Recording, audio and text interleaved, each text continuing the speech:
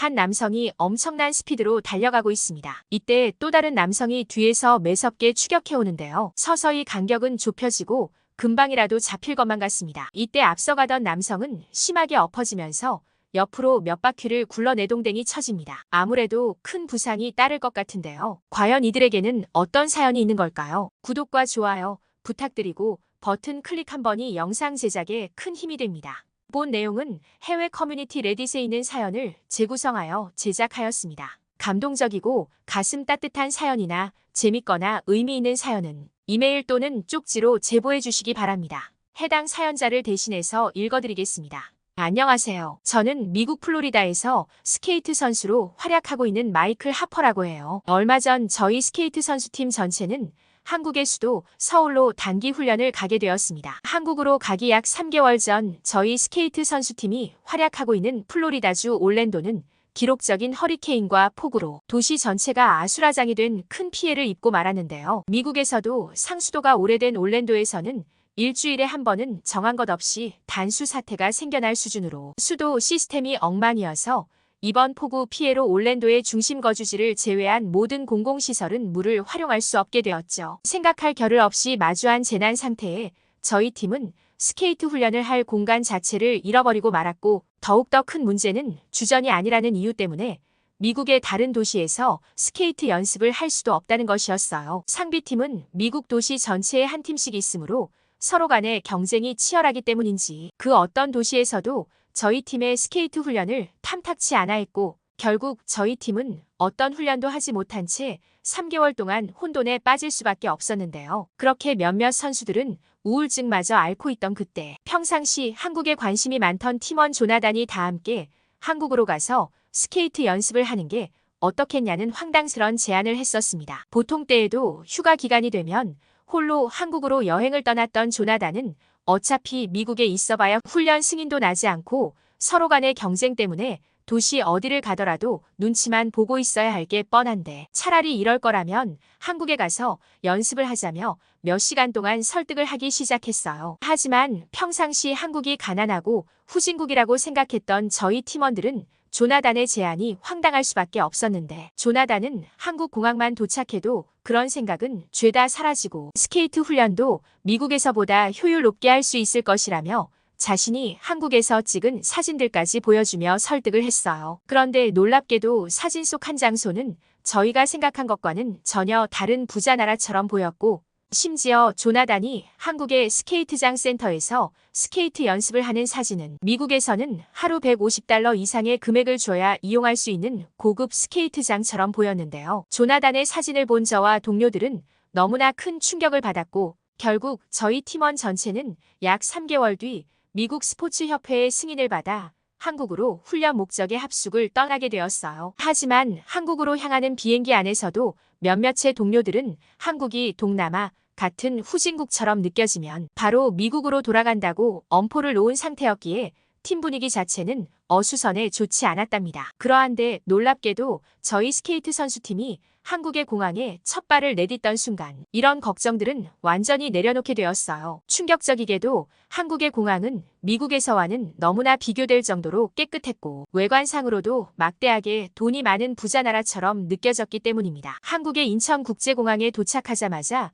제일 놀라웠던 것은 공항에서 무제한으로 물을 무료로 마실 수 있는 식수대를 사용하거나 그것도 모자라 공항과 지하철, 심지어는 기차까지 모든 교통선이 연결되어 있어서 도시 그 어디로든 이동하기가 편했다는 것입니다. 충격적이게도 아직 미국의 공항은 중심 도시로 이동하려면 차를 타고 4시간 이상이 걸릴 정도로 그야말로 교통의 지옥이라고 할 수 있는데, 한국은 차가 필요 없을 뿐만 아니라 그냥 지하철과 기차를 타기만 하면 돼서 너무나 편했었는데요. 게다가 이동 방향도 디지털 화면으로 편리하게 표시되었고 여러 나라의 언어로 아주 자세하고 세밀하게 표시해 주었기 때문에 저희 팀에겐 충격 그 자체였죠. 저희가 연습을 해오던 미국의 도시 올랜도는 일주일에 한 번씩은 급작스레 단수 사태가 발생해서 물이 굉장히 귀한데, 한국의 공항은 물을 무상으로 원하는 대로 마실 수 있었고 심지어 돈을 주지 않고도 물을 자유롭게 쓰며 샤워를 할 수 있는 시설까지 자리 잡고 있었어요. 저희를 설득해 한국으로 데려온 조나단은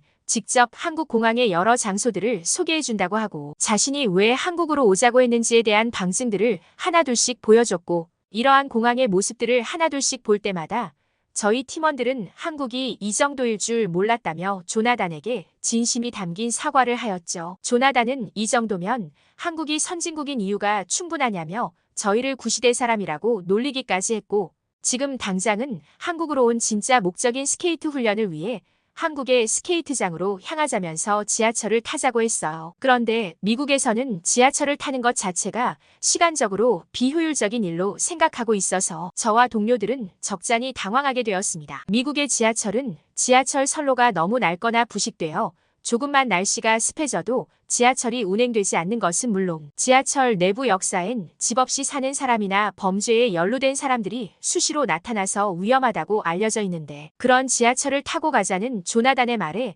저와 팀원들은 이해가 되지 않았죠. 하지만 마지못해 조나단을 따라 지하철로 이동하다가 또 색다른 충격을 받았습니다. 놀랍게도 한국은 지하철을 타러 들어가는 입구가 마찬가지로 디지털 스크린으로 되어 있었고 심지어는 조나단에게 받은 한국의 교통카드를 단말기에 대기만 하면 자동으로 출입할 수 있었는데요. 미국에서는 지하철을 한번 타려면 노선이 매일같이 바뀌면서 지하철 직원에게 어디로 가는지 목적지를 말하고 그에 맞는 돈을 지불해야 하는 머리 아픈 불편함의 연속인데 한국은 이러한 수고스러움 자체가 없었답니다. 말 그대로 카드 하나로 지하철을 타고 어느 역이든 이동이 가능했고 심지어 조나단은 하루에 여러 번 지하철을 갈아타도 추가 금액이 아예 생기지 않는다는 황당한 설명까지 해줬는데요. 저와 동료들은 한국이 이렇게나 현대적이고 부자의 나라인 줄은 몰랐고 조나단에게 한국은 이러한 방식으로 지하철을 운영해도 적자가 나지 않냐는 질문을 할 수밖에 없었답니다. 조나단의 안내로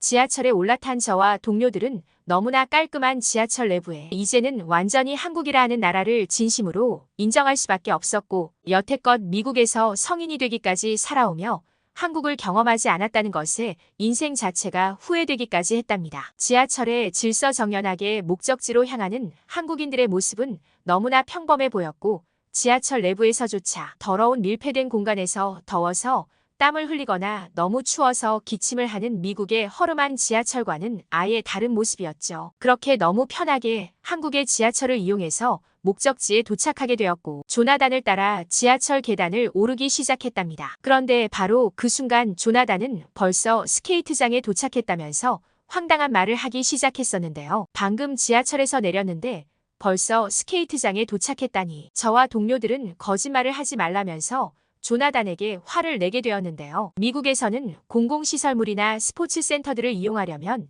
애초에 이러한 시설들이 도시와는 굉장히 멀리 떨어져 있어서 지하철이나 버스를 타고도 3시간은 더 가야 하는데 조나단은 지하철과 스포츠센터가 연결되어 있다는 말도 안 되는 소리들을 늘어놓았는데요. 지하철을 내려 지하철 통로에서 상세히 살펴보니 한국의 지하철은 지하에서부터 병원은 물론 여러 건물들과 복합적으로 연결되어 있었고 너무나 편한 도보 통행길이 뚫려 있었죠. 심지어는 조나단의 말처럼 스포츠센터로 들어가거나 아파트까지 한 번에 들어가는 길이 이어져 있더라고요. 조나단은 한국에서는 아파트가 일반적인 거주 형태인데 이처럼 지하철과 맞닿은 아파트들은 아무런 날씨에 영향을 받지 않고 출퇴근을 지하철로만 할 수 있어 너무나 편한 삶을 살 수 있다면서 자신이 한국인인 것처럼 한국 자랑을 하더라고요. 주택 거주지가 대부분인 미국에서는 비가 약간이라도 내리거나 날씨가 너무 추우면 지하철을 타러 가기까지 시간이 너무 오래 걸려서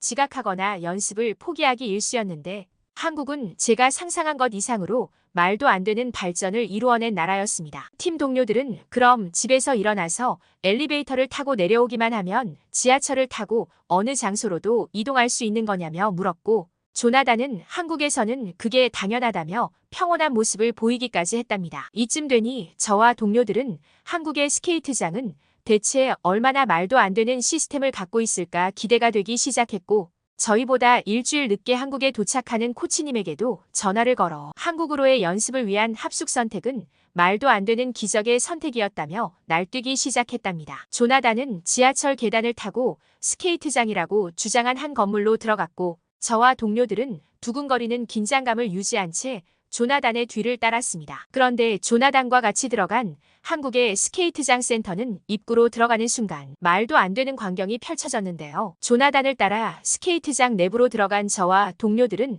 바닥이 비칠 정도로 매끈한 한국의 스케이트장 센터에 기겁하게 되었습니다. 미국에서는 드문드문하게 단수 사태가 생기거나 수도료가 비싸다는 이유 때문에 물을 절약해서 스케이트장 불완전한 상태를 감수해야 하는 것인데 한국의 스케이트장은 보기만 해도 깨끗해 보이고 불쾌한 냄새조차 나지 않았는데요. 도리어 너무 깨끗해서 이런 곳에서 저렴한 가격을 주고 스케이트를 타도 괜찮은지 걱정이 될 정도였으나 조나단은 선수들을 위한 훈련용 레일은 따로 준비되어 있다는 쇼킹한 말들을 이어나갔죠. 그렇게 조나단을 따라간 곳에는 다른 곳보다도 표면 처리가 말끔했고 부상 방지를 위한 펜스까지 완벽하게 제작되어 있었습니다. 저와 동료들은 이러한 모습에 깜짝 놀라고 말았는데요. 미국에서는 훈련용 레일이라 하는 것 자체가 스포츠 센터에 전혀 없을 뿐만 아니라 스케이트를 좋아하는 일반인들과 훈련을 해야 돼서 갑갑한 점이 많았는데 한국은 이러한 훈련용 레일이 따로 준비되어 있다는 것에 너무나 편했었는데요. 빙상 종목 선수라면